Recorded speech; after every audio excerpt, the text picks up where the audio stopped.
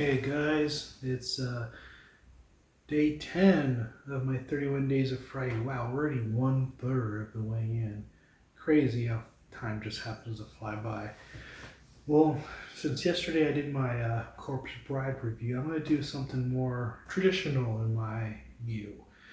Um, this is a movie I've talked about before, so you'll definitely get another review today, so check that out. So what movie are we doing today? We're doing Come Back to Me. Yeah, I remember reviewing this for the first time when I first started doing these reviews 2 years ago. And I'll say it again, as I said before. I feel that this movie is an underappreciated classic.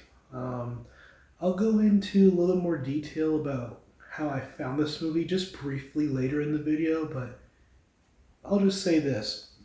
I was surprised about how much I liked this movie after watching it for the first time.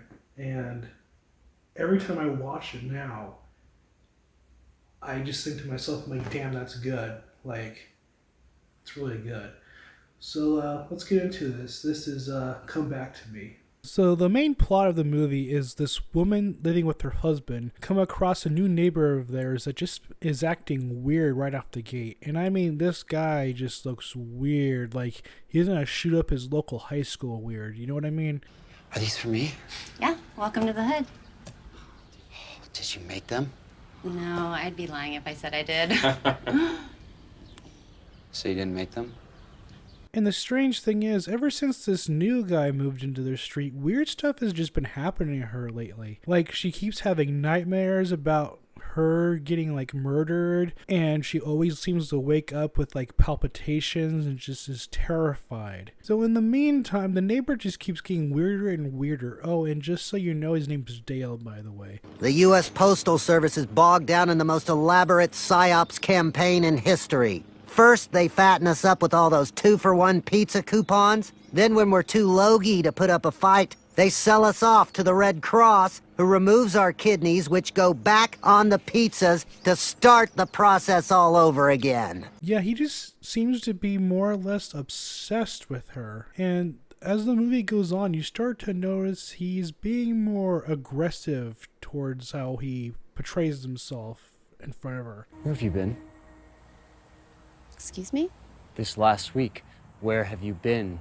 So after a few weeks of this torment that she's coming across, she decides to videotape herself sleeping because she wants to see if she's just doing something out of the ordinary as she's sleeping. Well, this is when she finds out that she's been getting murdered and raped multiple times a week. Almost every night, actually. You must be thinking to yourself, Hayden, how is that physically possible to kill somebody multiple times? Well, that's the thing. You know that new neighbor Dale? Apparently he has this supernatural gift to bring people back to life just by breathing in their mouths. Yeah, it's a pretty outlandish plot twist, but it's actually not that bad. Because, you know, normally, like in these, like, other movies, like they would use their god gift to like save people or stuff like that. No, this guy, he basically uses it as a crutch so he doesn't develop socially. Like this is how he basically gets girls and basically gets whatever he wants in life. And that's pretty disturbing. And you know what? I'm going to keep this one short because I feel like if I talk about this movie anymore, I'm just going to be spoiling it. And I'm not going to lie, when I first watched this with my pal Renee, we were just thinking to ourselves, yeah, this isn't too bad, but it's not that great. But when that ending comes up, we looked at each other and it was like, holy fucking shit. That ending basically made up the whole movie. Like, it made up for everything. It was just so good and unexpected that me and him didn't even suspect that to happen. And what do I give Come Back to Me? I give it a solid 3.5 stars. I really think it's that good.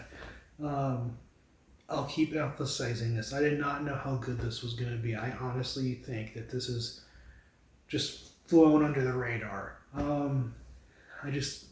Every time I watch it now, I'm just like, wow, like more people need to see this.